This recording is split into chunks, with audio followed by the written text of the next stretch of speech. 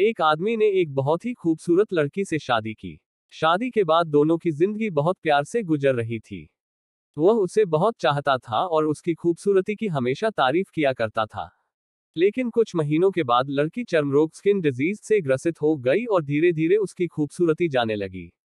खुद को इस तरह देख उसके मन में डर समाने लगा कि यदि वह बदसूरत हो गई तो उसका पति उससे नफरत करने लगेगा और वह उसकी नफरत बर्दाश्त नहीं कर पाएगी।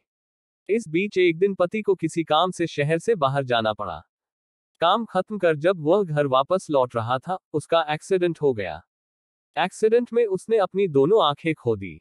लेकिन इसके बावजूद भी उन दोनों की जिंदगी सामान्य तरीके से आगे बढ़ती रही। समय गुजरता रहा और अपने चर्मरोग के कारण लड़की ने अपनी खूबसूरती पूरी तरह गंवा दी।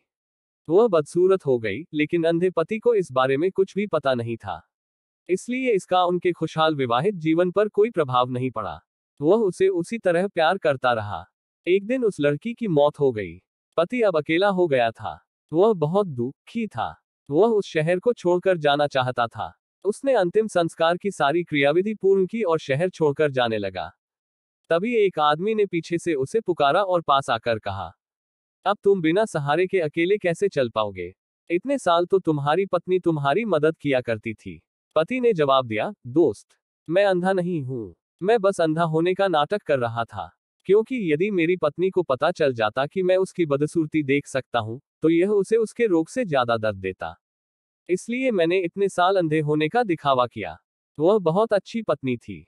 मैं बस उसे खुश रखना चाहता था। सीख, खुश रहने के लिए हमें भी एक दूसरे की कमियों के प्रति आंखें बंद कर लेनी चाहिए और उन कमियों को नजरअंदाज कर देना चाहिए।